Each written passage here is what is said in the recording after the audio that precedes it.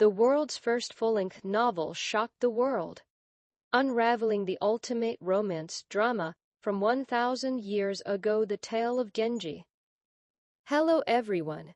Today we're diving into a legendary story that transcends history, the Tale of Genji, the world's first full-length novel. Did you know? This story was written in Japan over 1,000 years ago, packed with scandals and romances that rival today's dramas and movies.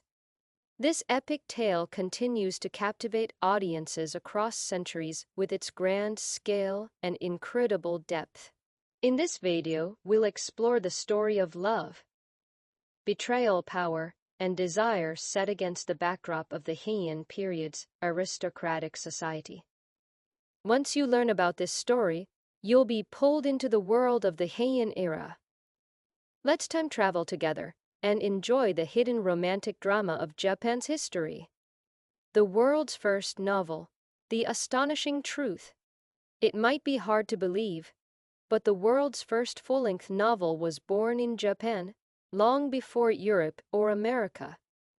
The Tale of Genji was created in the Heian court, spanning a staggering 54 chapters. This epic tale was written by a court lady named Murasaki Shikibu, who captured an entire era in her work. The Heian period was a time when men controlled politics, while women were confined to their residences. Through books, they imagined the world beyond and expanded their dreams. Imagine this: over 1,000 years ago, beautiful court ladies were secretly sharing this story among themselves. Almost like the Netflix of its time, just as we binge-watch dramas today. The aristocrats of the Heian period were completely engrossed in this tale. The birth of Hikaru Genji, the ultimate playboy. The story's protagonist, Hikaru Genji, what a cool name, right?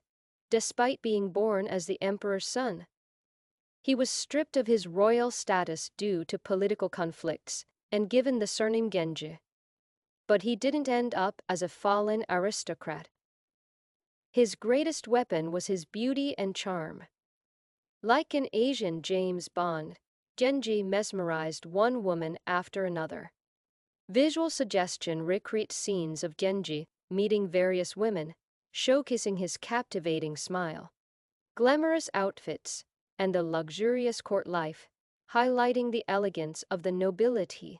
Exciting description: women were captivated by Genji's charm. Just how popular could one man be? In an era when polygamy was the norm, his relationships were as complex as a puzzle. His first love was none other than his father's wife, his stepmother. Such a scandalous story is impossible to ignore. Genji didn't just enchant women at times, he found himself lost in the maze of his own love affairs. Forbidden love and scandals, the extravagant romantic history of Hikaru Genji. Genji's love life was a parade of drama.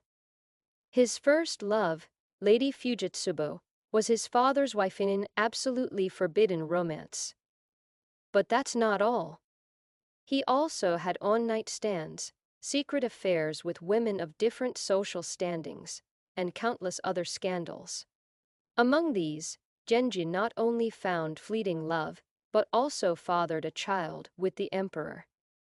A forbidden love leading to such consequences it's like a Heian-era soap opera. Imagine if Genji's relationship with Fujitsubo were exposed. What a scandal it would have been in the court. In today's world, it would be all over the news. Yet, this was actually written 1,000 years ago.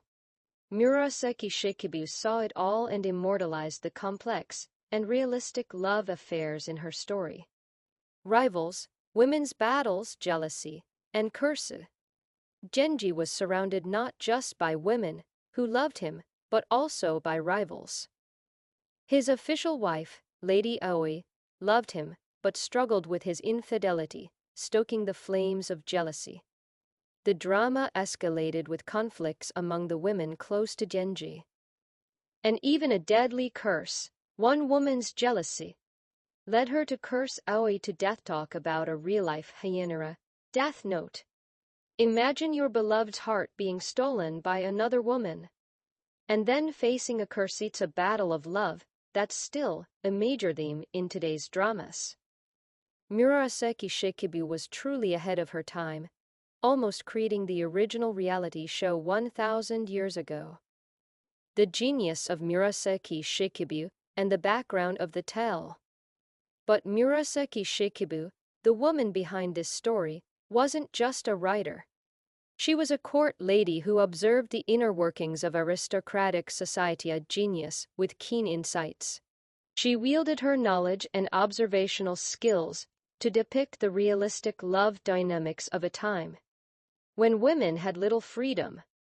Her tale wasn't just fiction, it was the life that elite women of the Heian period face. Today, Murasaki Shikibu would be celebrated as a groundbreaking author. But back then, she lived under the strict customs of the court.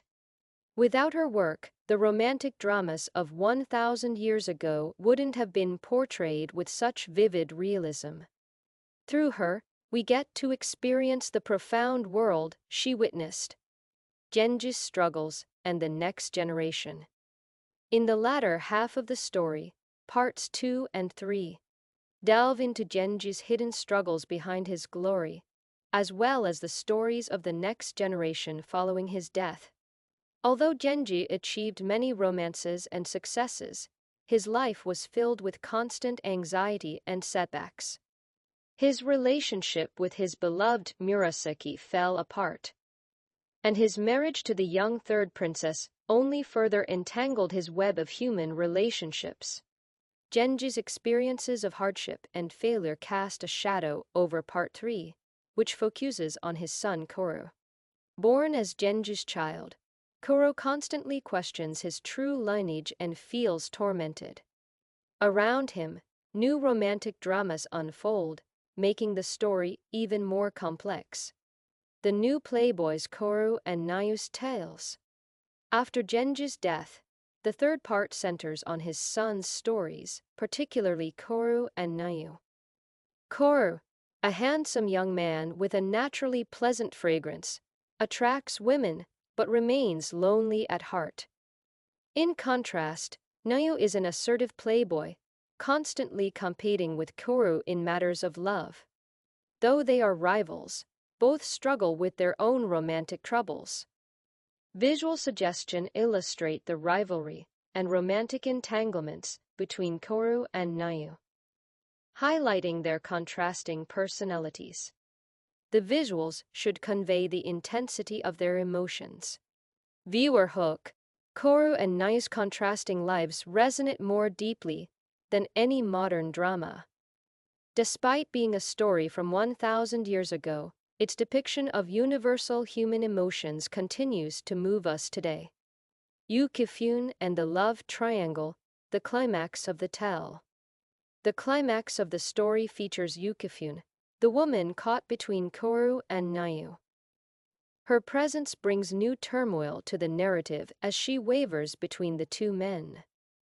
Ultimately, Yukifune makes a desperate decision to throw herself into the river, seeking freedom from the tangled web of relationships through becoming a nun. This marks the grand conclusion of the Tale of Genji. Visual suggestion. Portray Yukifune's inner turmoil and the tension between the two men, leading to her dramatic decision. Highlight the emotional impact of her escape as the story's symbolic closing. Interpretation emphasis.